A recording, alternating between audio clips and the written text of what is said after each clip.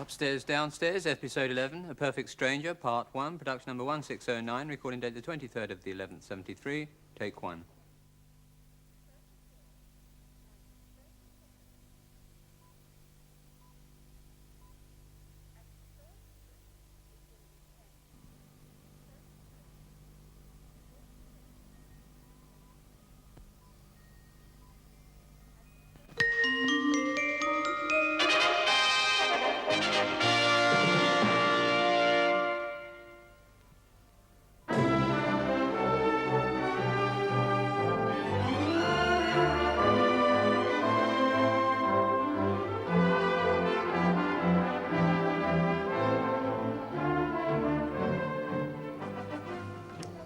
It's for my old friend, Mrs. Beddoes.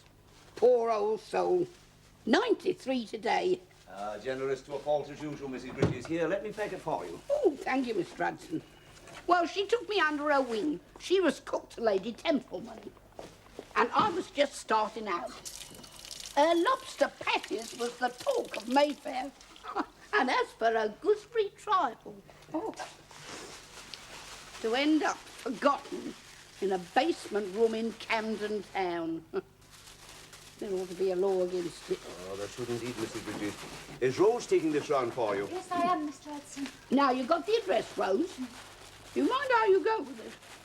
I will. Don't worry, Mrs. B. Here you are then, Rose. Well, you going my way, Rose? Look, where are you going? I'm going to see Daisy in hospital, see what she looks like with her hand and eyes out. Same as with the men, I should think. I know, Rose, that was a joke. Oh, what you taking them for? She won't be able to eat nothing. Well, what can I take her then?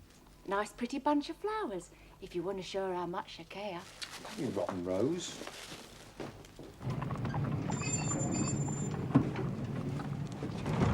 Let them off first. Hurry along now. Hurry along, please. Hey, mind out! Sorry.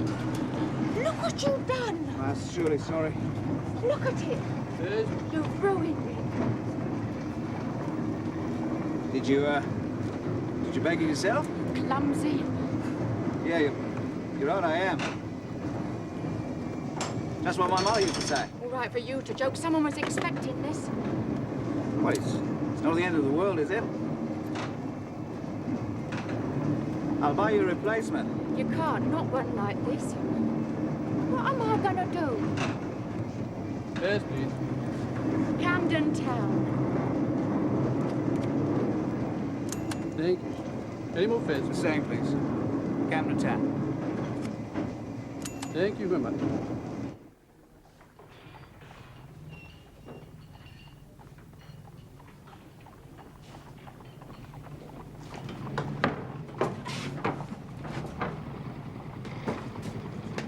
What sort was it? Plum, if you must know. I want a nice plum cake, please. With almonds.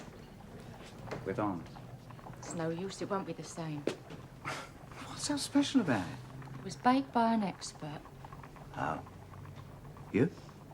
Not me, as it happens. Your mother? It was baked by a friend of mine to give to a friend of hers who also happens to be an expert. She'll know immediately if it's shop bought and I'll be in trouble. Sorry, no plum. Nice lemon sponge or a gingerbread.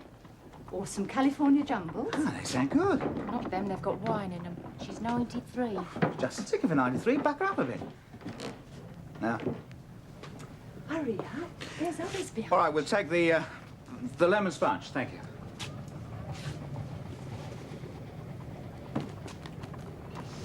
Temperance Haven, please. Oh, thank you very much. Thank you. Thank you. Best I could do. Thank you. Right. Well, Change, sir. Oh, thank you. That's done. How about having some tea with me? What? I've got to go. Deliver this. Well, have some tea first. Come on. Here. Yeah, come on. Have some tea.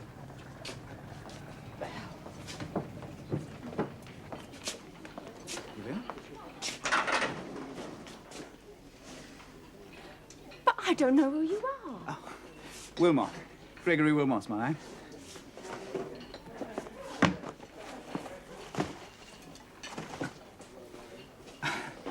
What's yours? Rose. Buck. Nice bumping into him, Miss Buck. By the sea, by the sea. Shouldn't Rose or someone be doing that? I enjoy arranging flowers. Who sent them anyway? Nobody sent them. I bought them. Not all of them? Rather extravagant, wasn't it? It is spring. In case you hadn't noticed.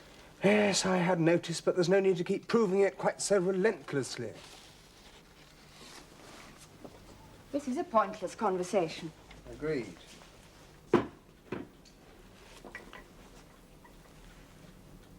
Are you coming to change?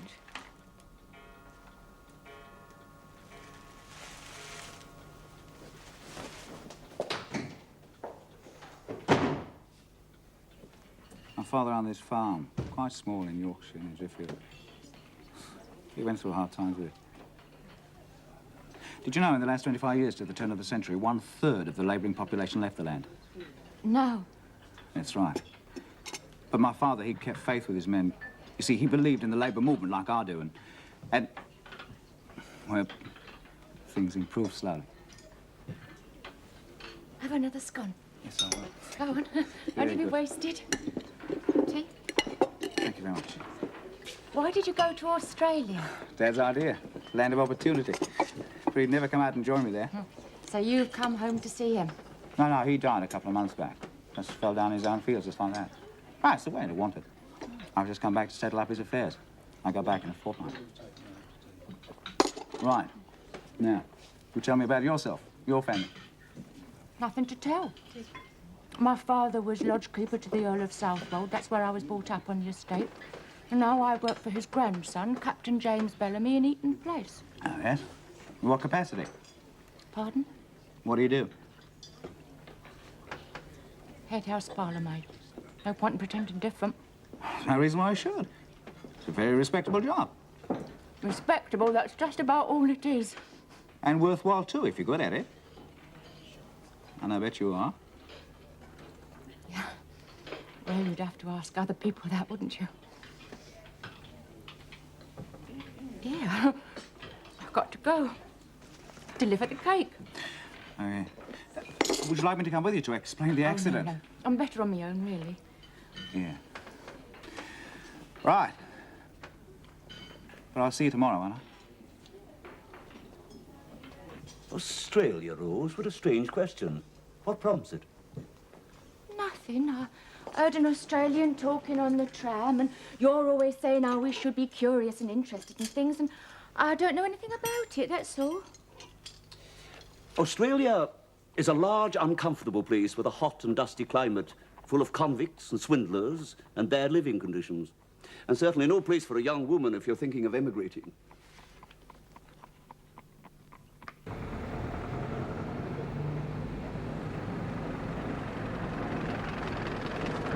A sheep station, 8,000 head, about 100 miles west of Melbourne. In the bush? Oh, it's not too isolated. There's a town quite near, and, well, we make our own company living on the property. That's my brother Tim and 3 of the jackaroos who help us out. I've got a brother called Tim. He went to Canada to do forestry. Well, now, isn't that amazing? That is a coincidence. That must be faked, mustn't it? It's you. Yeah. You know, I think you'd go for it out there. The sheer size and beauty of the place. The colours. Delicate, soft and faded. Have you ever wanted to travel? A question of wanting, is it? Housemaids don't get the chance. You can't?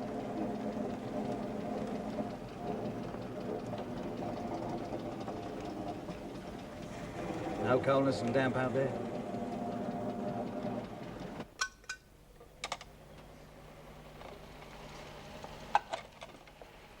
Rose? I've just had a letter from my old friend, Mrs. Beddoes. She thanks me very kindly for the lemon sponge. Says, why could I not have baked one myself? Oh, what on earth does she mean by that? Oh, I don't know, Mrs. Bridges. She's probably got muddled in the head. They do, don't they, when they're 93? Oh, the rest of the letter's sharp enough. Very sharp indeed. Still, I expect you're right.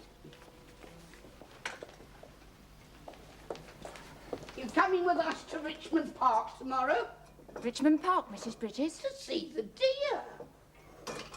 They're going out upstairs for the day, so we thought we'd take a picnic. No, I can't. Not tomorrow. Oh. Well, I've got to see some friends. Friends of my brother's over from Canada. Married couple. Got to look after them.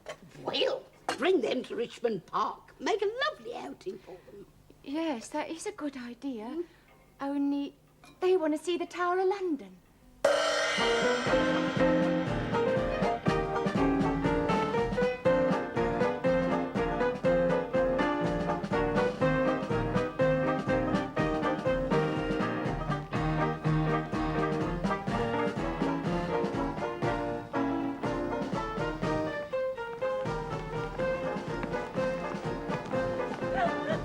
Just doing what I'm doing. Miss Lizzie taught me once. I'm too clumsy, Rose. Look, if we don't do it properly, we get thrown out. You really are. Let's go sit down.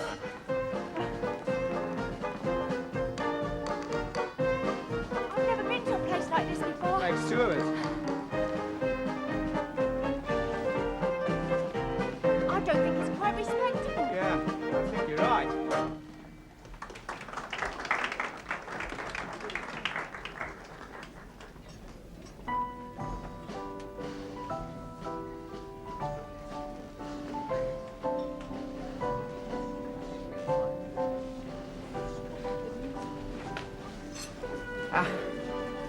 Tea looks good. Not as good as Eaton Place. Eaton Place. Make it sound like Buckingham Palace. Oh, I don't suppose it's much different. Mr. Hodson wouldn't think so anyhow. Now, you're Mr. Hodson. He sounds a bit of a wowser to me. Wowzer. It's an Australian word for Puritan, killjoy, non-drinker. Oh, no, he isn't. That's not fair.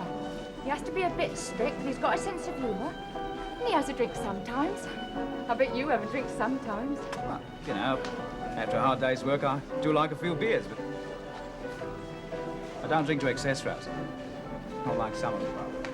I don't mind a man who drinks. In moderation. No, it's funny. This time in 10 days, all this. You remember it? 10 days?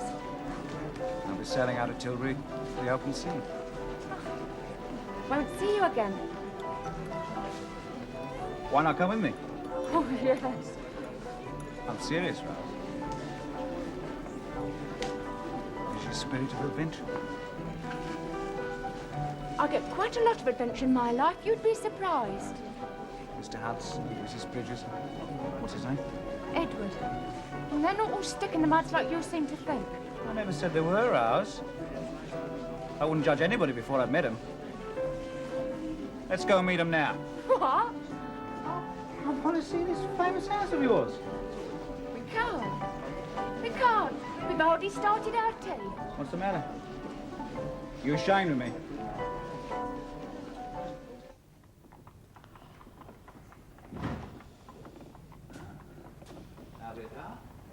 No, just remembered. They've all gone on an outing to Richmond Park. Ruby? Ruby! Ruby, wake up, girl. What you doing here? Mrs. Bridges said I was to stop in and mind place whilst they were Yes, out. well, you don't have to mind the place now I'm back. Go on, you go out for a walk. Yes, Don't look well. This gentleman's just come to see Mr. Hodson. Mr. Hudson's gone out with Mrs. No, Bridges. and you going out too. A nice walk down the road. Bye, Ruby. She's a kitchen maid. It's simple. Would you like a cup of tea? No. Can I sit down? Yes, of course.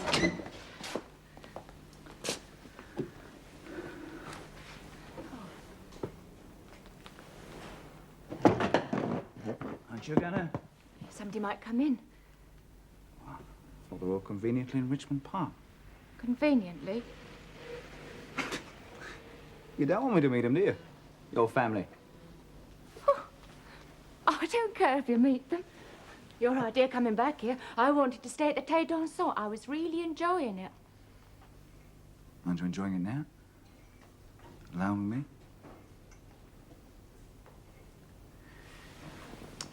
Now, this could almost be my house. Not much difference. Except you get more sunlight through the window. And I made my own furniture. I meant it, Roz, when I said come with me. How about it? Ridiculous. I don't see why. I'm not such a bad fellow. I'm 35 years old and doing quite well for myself. I look after you. Don't be daft. It's not that I'm worried about. What then? Why me? Why pick on me when you could do so much better? Better? I don't think I could. I'm a house parlour maid. Just about the best qualifications I can think of for a wife. Wife? We don't have to get married right away. You can just come out then. Look around before you make up your mind. I'll pay your fare back if you don't like it. I'll buy you a return boat ticket. What are you saying? Oh. You're not frightened of me, are you? Of course I'm not. Why should I be? Well, there's no reason to be, because I wouldn't do anything to upset you against your will. Not until after we're married, anyway. You would before? You know what I mean. Don't know what Mr. Hodson would say. Ah, the heck with Mr. Hodson. I'm sorry, Roz, but... Well, you can make up your own mind, can't you? Look, you don't know what you're doing to me. I've never been like this before, not with anyone. Please, don't make fun of me. I wouldn't do that, Roz. I swear it. I've never been more serious in my life. Do you think I'd take the chance of making you unhappy? Do you think I'd lumber myself with an English girl out there in the wilds? No, it's not wild. But do you think I would? Unless I was absolutely certain we could make a go of it. Now, I was certain the moment I saw you on that tram. Oh, I can't help thinking you want an housekeeper, not a wife. Someone to cook, sew and scrub the floors for you and your friends. Pick up some housemaid, they probably said. How can you think that? Raz, look at me. How can you think that? Because you haven't mentioned the word love yet. This may sound stupid, but I always thought that if this ever happened to me, and I never thought it would, I'd hear the word love. Well, of course I love you. Wouldn't be asking you if I didn't. All right to say it now. I love you. I do love you. Yeah, now. And I've never said it to anybody ever before in my life. Well, is that better? Oh, I can't dress things up in fancy words. You use fancy words when you talk about Australia. When you talk about Australia, you sound like a poet. Yeah, well, that's different. Can't answer back. But now I've done my bit. Now it's your turn. You say that word to me if you feel you can. Because nobody's ever said it to me before, either.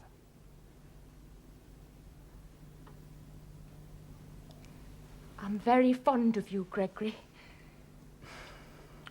You don't love me? Oh, I don't really know you. You always have to make things so difficult for yourself, you women. I mean, all I see is you and me and fate bringing us together on some London tram. And both of us knowing really right away.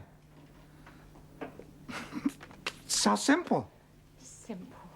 What's simple about it? I've only known you 4 days and you're asking me to uproot myself. leave the life I know all my friends, to travel thousands of miles away to a foreign country full of convicts and swindlers and bad living when...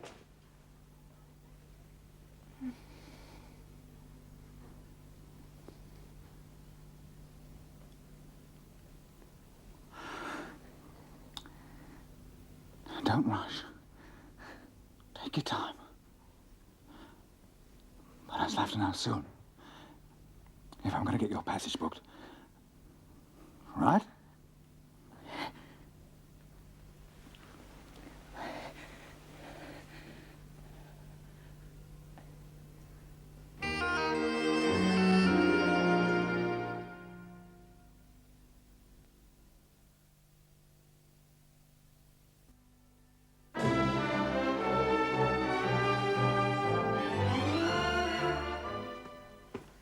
A man in here yesterday while we was out. Yes, said he wanted to see Mr. Hudson. Did he leave his name or state his business? No, said he'd call back, said it wasn't important. Ha! That's not what Ruby told me. Yes, well, it's none of our business, is it?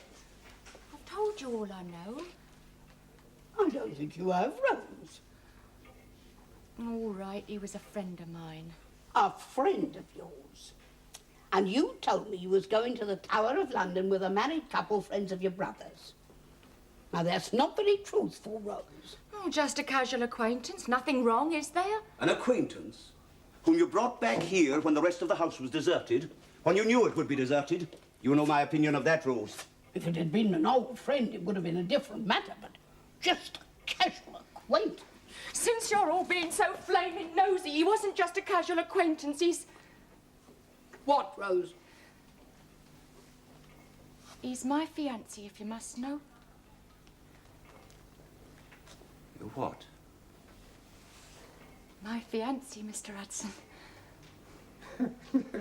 Come off here, Rose. Pull the other one. Are you engaged to be married? What's wrong? I was much right as anyone.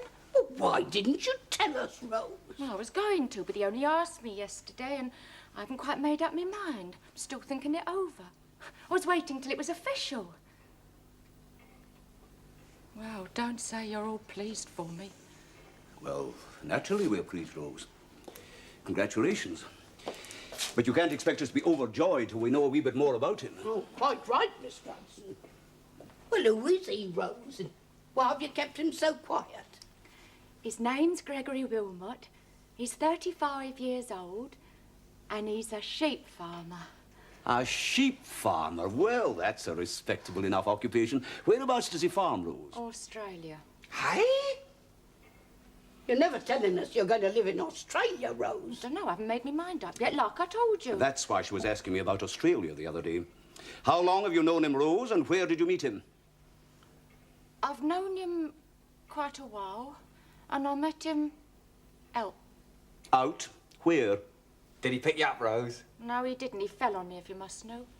He fell on you, Rose? In a tram, got pushed against me. And you just got talking just like that?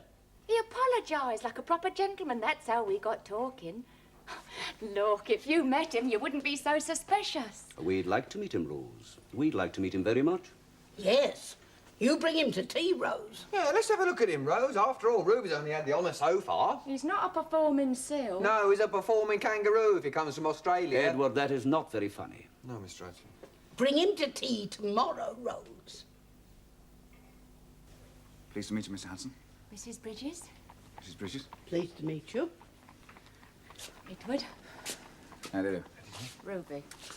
Oh, yes, I've met Ruby. Gregory Wilmot. Well, it's a great pleasure to meet you all. Mind you, I feel I know you already from what Rose has told me. We've heard something about you too, Mr. Wilmot. Won't you take a seat?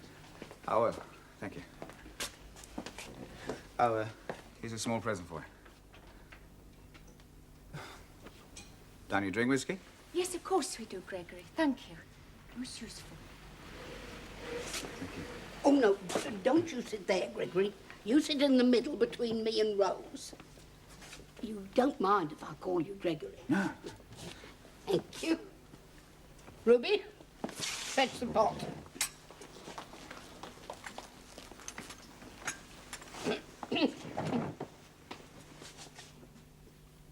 Please.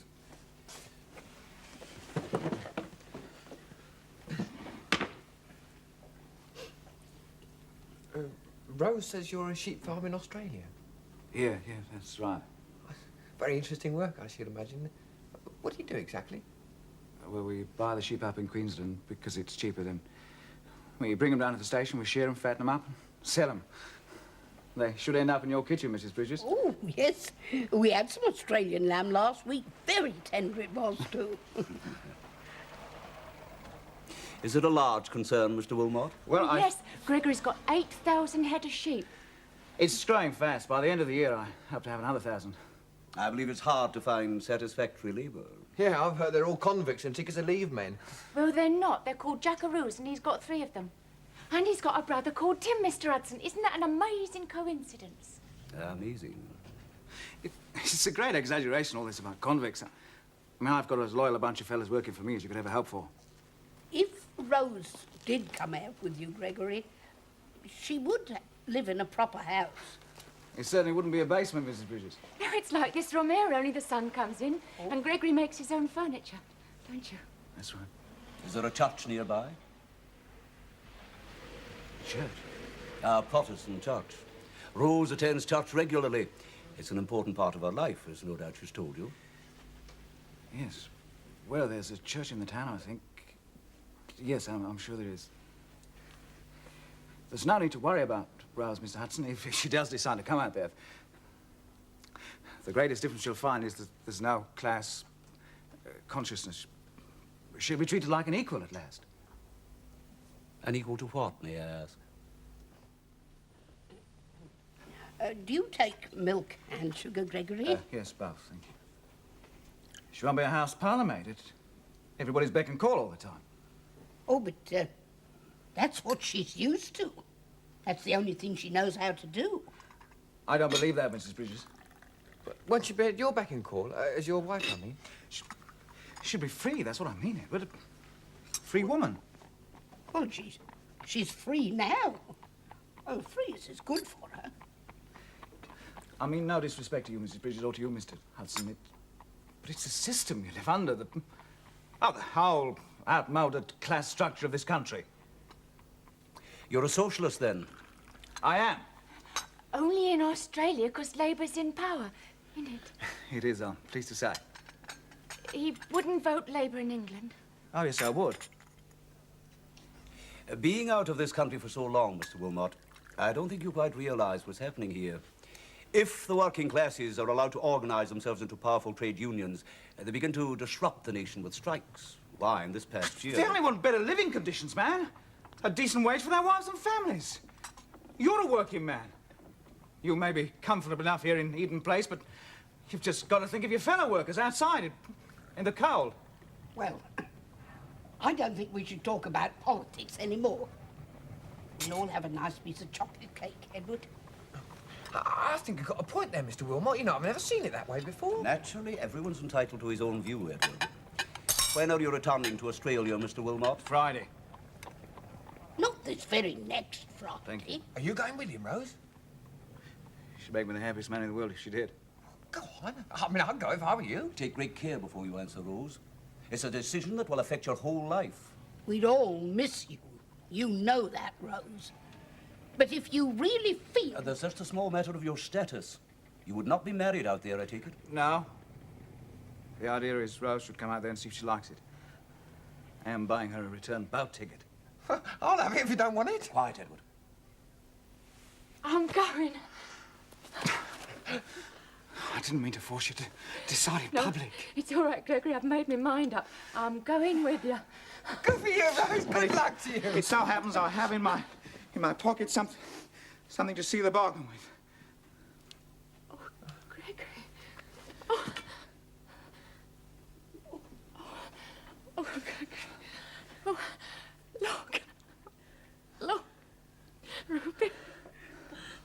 Edward, Mrs. Bridges. Oh, Rose. I never thought. Neither did I, to tell the truth. Shall we open the whiskey in celebration? It's a wee bit early for whiskey, Mr. Oh, Wilmot. just this once, Mr. Hudson. For Rosie's sake. Well, just a suggestion for me, and for you, Edward. Lovely. And none at all for you, Ruby. Well, whiskey and chocolate cake, does that go well together? Oh, and very excellent chocolate cake too, Mrs. Bridges.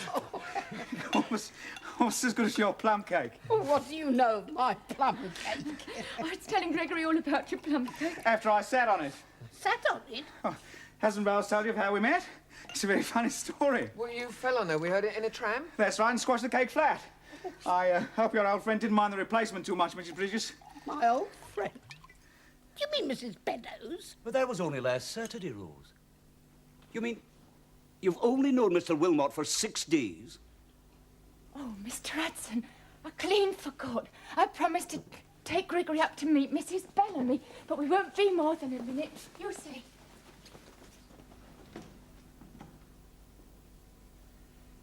It's beautiful, Rose. It's quite beautiful. Oh, I'm so pleased for you, both. It's marvellous news. Thank you, Mrs. Bellamy. I can't imagine this house without you. I suppose I must formally accept your notice, mustn't I? Oh, I'm sorry, madam. I ought to have mentioned. It's all right. You do have a lot to think about. Now, if there's any help you need, over packing or anything, you will let me know, won't you? Thank you, madam. Thank you. How long does it take to get there now? 50 days out of Tilbury. Cape of Good Hope. That's right. Las Palmas, Cape Town, Adelaide, Melbourne. I do envy you. I love travelling by sea. Have you ever been to Australia, Mrs. Bellamy? No. My husband has promised to take me. Well, just come and visit us when you do. I will most definitely. Thank you. Goodbye, Mrs. Bellamy. Goodbye. You couldn't have made a better choice than Rose. I know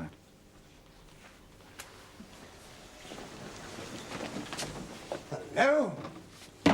What's this? This is Mr. Wilmot. Rose, I want a strong black coffee. Mr. Wilmot is Rose's fiancé. Rose's fiancé. May I introduce my husband? Captain James Bellamy. How do you do? I thought you must be a friend of my wife's. No. Thank you, Mrs. Bellamy. Goodbye. Show you back to your hotel. Rose, what about my coffee? You'll just have to ring for Edward, won't you? Well, we survived it. Mrs. Bellamy approved. As for you and Mr. Hudson. Yeah. Well, he is a bit of a waz, though, isn't he? That's just because you bring out the worst in him. I want you to meet a couple of my friends. Oh, I'd like to. Schoolmaster from Potter's Bar. It's all right. Married my first true love. No hard feelings. They're my oldest friends. I'd like you to meet Dorothy. Can you bear it? Of course I will, Mary. Little celebration. Day before we sail. Lovely. Well, he was very nicely dressed, Mr. Hudson. And I should think he's doing very well for himself, judging by the whiskey. The whiskey is neither here nor there, Mrs. Bridges. My point is that Rose is in danger of making a very grave mistake. You only say that because he stood up to you and said what he believed in. Oh, that's nonsense, Rose. I'd never judge a man by the beliefs he held. Let me simply make this observation. With the greatest respect to Rose here, if he is bona fide and comfortably off, why should he pick on Rose? We know Rosie's qualities, but a young man like that surely has the pick of a more middle-class type of girl. Well, maybe he feels a more middle-type class of girl wouldn't fancy life on a sheep farm. That is exactly my point, Mrs. Bridges, because life on a sheep farm in Australia is not fit for any young woman, and certainly not for someone of Rosie's sheltered experience. She'll be worn to the bone, be nothing better than a skivvy. I'm worn to the bone here, and I'm not afraid of hard work. No, that's true. She's never been afraid of hard work. Yes, well, that may be. And anyway, it's all secondary to my main objection, which is that you cannot hope to know someone well enough in 6 days. To give your life to them? Oh, sheer folly, Rose. Look, you're not my bleeding father, Mr. Hudson. This is my chance to make something of my life. Something other than endless trundling round this house till I'm too old to walk. And you go and spoil it.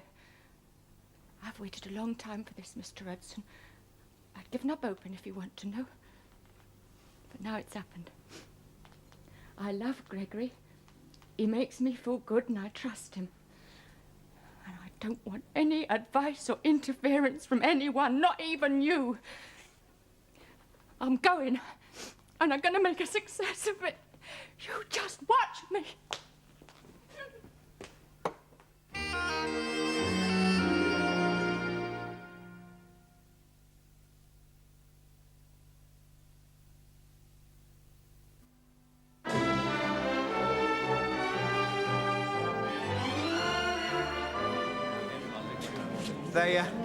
They reckon it's worth waiting. That's our ship. All right, up, sir. You'll have to take your turn with everybody else. Big enough? Can't wait any longer, sir. Do you? Now you're on the sea. That's what they said about the Titanic. No icebergs where we're going. Do you think you'd survive in Australia without me? You wouldn't last 5 minutes, my boy. This one won't be sailing. Wait! I'll be back for the refund. Mr. Wilmot, you're in luck. Somebody's mother doesn't want him to leave home. Here you are, sir. B-deck midships. You're there! It's not quite next to you, but as near as no matter. That's fine. Just sign here, sir. That's it. Dorothy and Hamish Matthews, my oldest friends. Meet Rose, the future Mrs. Wilmot. Hello, dear. How do you do? Hello, Rose. How do you do?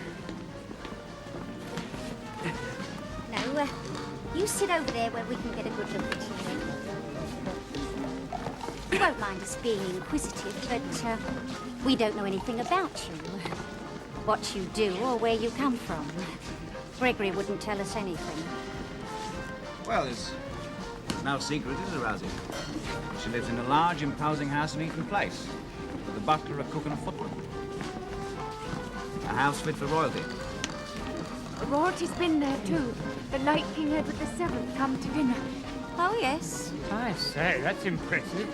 All we've ever had is the town clerk of High Barnet. What exactly is your place in this household, dear? She's head house parlourmaid. House parlourmaid? Did you take the king's coat? Did he speak to you? Well, yes, he did, as a matter of fact. He said...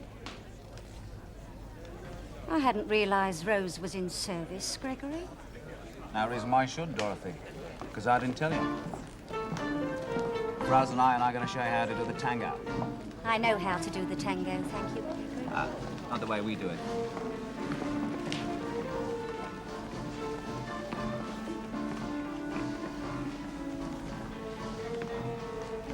I've really no idea.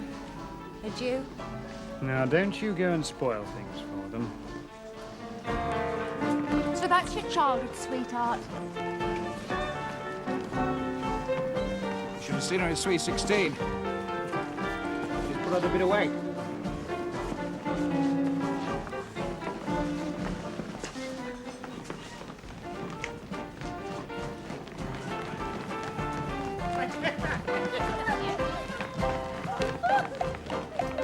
You always have a soft spot for your first love.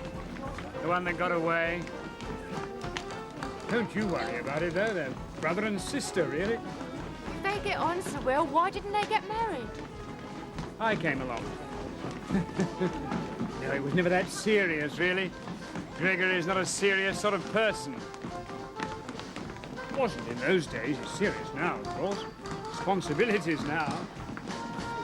You'll be all right. I've just decided we're coming to see them off tomorrow, Hamish. We're going to wave them off from Tilbury. Wave off the happy couple. My big baby. I want you to know how very much we've all appreciated your work here, Rose, and how very fond of you we've all grown. And I'd like you to accept this little gift as a token of our affection. Thank you very much, sir. I hope you'll be very happy in your new life. I'm told Australia isn't such a bad place. At least the weather's good. I just wish Mr. Bellamy could have been here. It's all been such a rush. Yes, yes, I know he'd have very much wanted to say goodbye to himself, but, well, I'll just have to do it for him.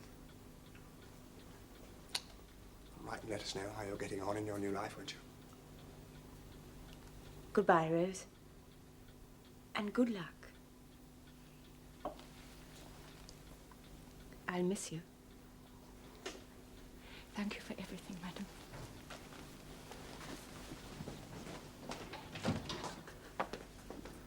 The cab's arrived. Take a trunk and suitcase up there. Mr. Hodson, I've got a surprise for Rose. Oh, never mind that, boy. Quickly now, boy. Quickly. She's still upstairs with Captain Jim. Oh, Ruby, it's not a funeral we're attending. Stop that snivelling. Oh, now calm yourself, Mrs. Bridges. I never thought I'd live to see this day, Mr. Hodson. Never. Now, please, don't let her see you crying. If she stops... Oh, there you are, Rose. The cab's arrived. Everything's shipshape, is it? Yes, I folded all the blankets, Mr. Hudson. Oh, that's all right, McGarrel.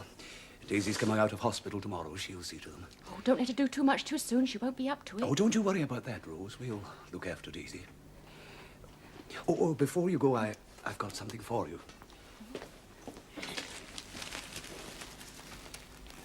Oh, Mr. Hudson. I had noticed your own one was wearing a wee bit thin. Oh, it's lovely. To Rose, on the occasion of her leaving and all good wishes in her future life, from Angus Hodson. Oh,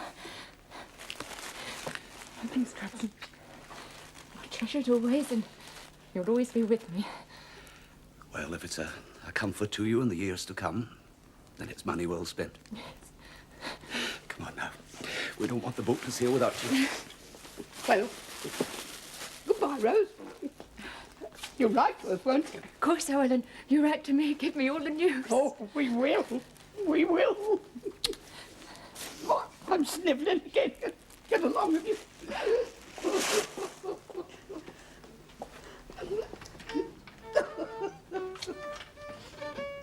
What in heaven's name is that?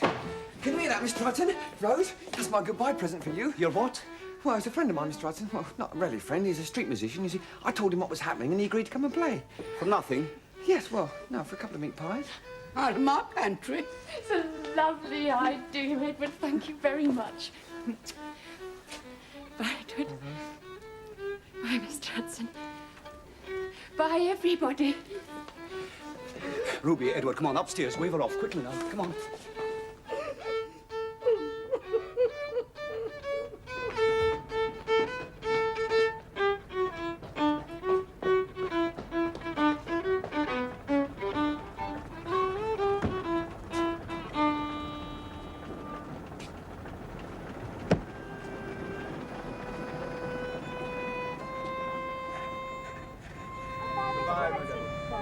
Safe journey, McGarrel. Goodbye. Bye.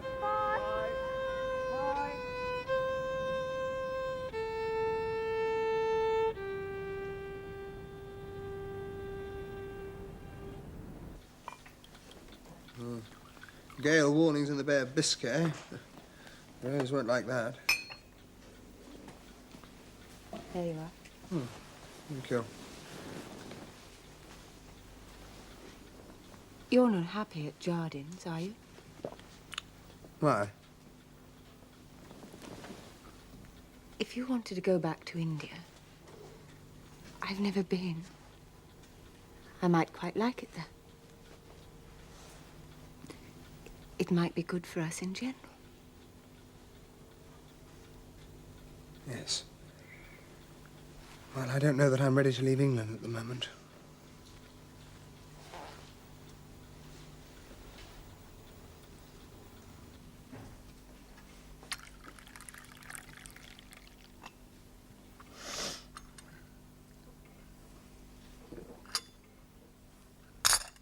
I think one of the most unusual qualities that girl had was her utter devotion to her duties. Unusual, I mean, in young people today. Aye, and her sense of mischief on occasion. Good heavens, is that the time? The new girl's coming for her interview any minute. I think I'll always remember her teasing and her generosity when I was broke. And a happy smile in the face of adversity. Adversity? There's no adversity in this house. No, I mean, but the funny thing is that won't remember anything after a bit. I mean, we'll remember her, Rose, and the fact that she existed, but nothing about her. I suppose that's the way it is. With people, I mean, they just fade away. What are you talking about, Edward? Is that a cab I hear? Well, I'll go see Miss Hodson. Has the new girl arrived in a cab? Oh, I wouldn't be surprised. I'm never surprised at anything about young people nowadays. Come on, Ruby, clear this stuff away. Mr. Hudson, it's Rose. Rose? For gracious, what can have happened? It's all right, Nicholas. All right, you're quite safe. Oh, Rose! Here, take a bag. I've got a hat. What now, come on, happened, Rose? sit Wasn't the down, boat my sailing? lamb. Now, take things Was that a calmly. fog? Sit. Now, don't crowd her, Edward. Where's Gregory?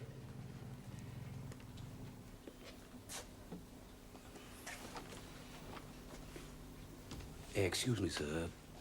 Madam, I thought you should know Rose has returned. Why? She forgotten something?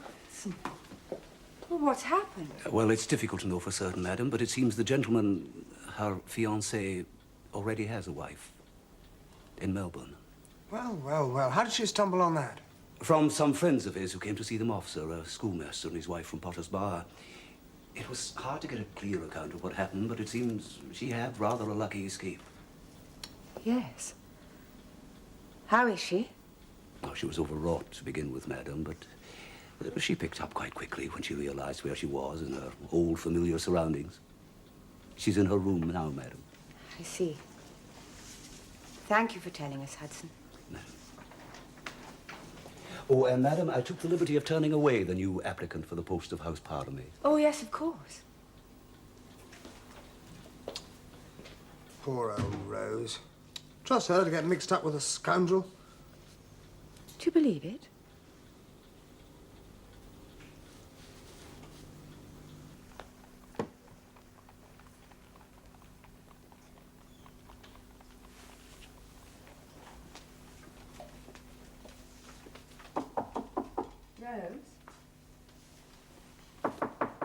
Rose, it's Mrs. Bellamy. May I come in for a minute?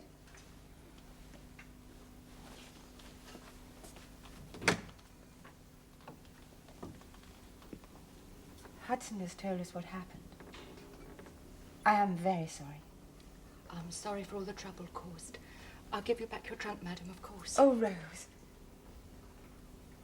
May I sit down?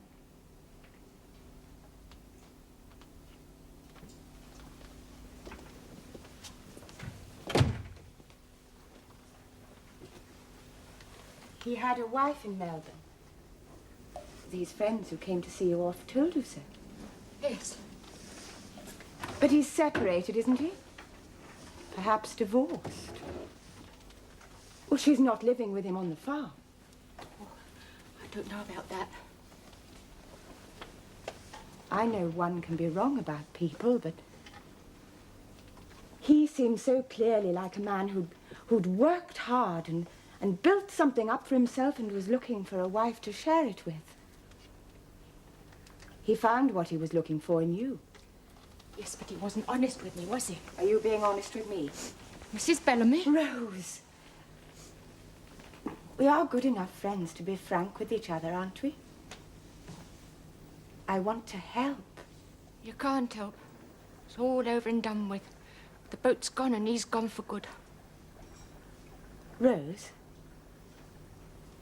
he was free, wasn't he? Why didn't you go with him? Like I said, he had a wife. He didn't want me. Never did want me. Just making fun of me, that's all.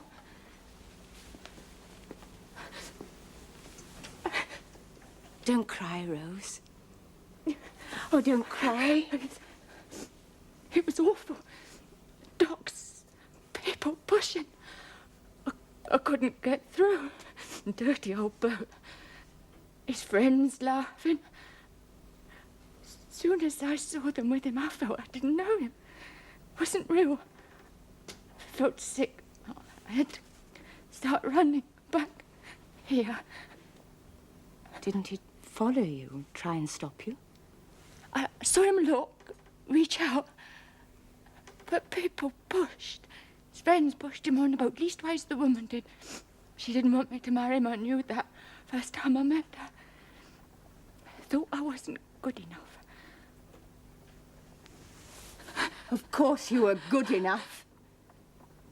He thought so, didn't he? That's what's important. What's it got to do with anyone else? Mr. Hodson was right. You can't get to know someone that quick. It takes a long time. Silly. Leaving all you know, all your friends, for a perfect stranger. I know, but sometimes it's important. Silly.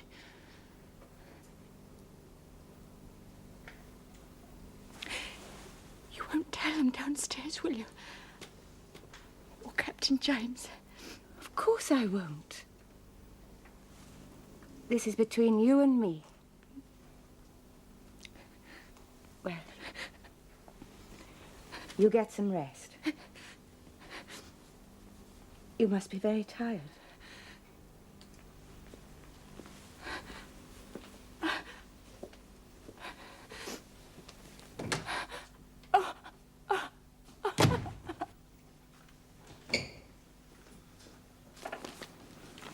Well, were you right? No. He had a wife. Oh, probably just as well. Rose isn't the marrying kind. Far happier here. Yes. You're probably right.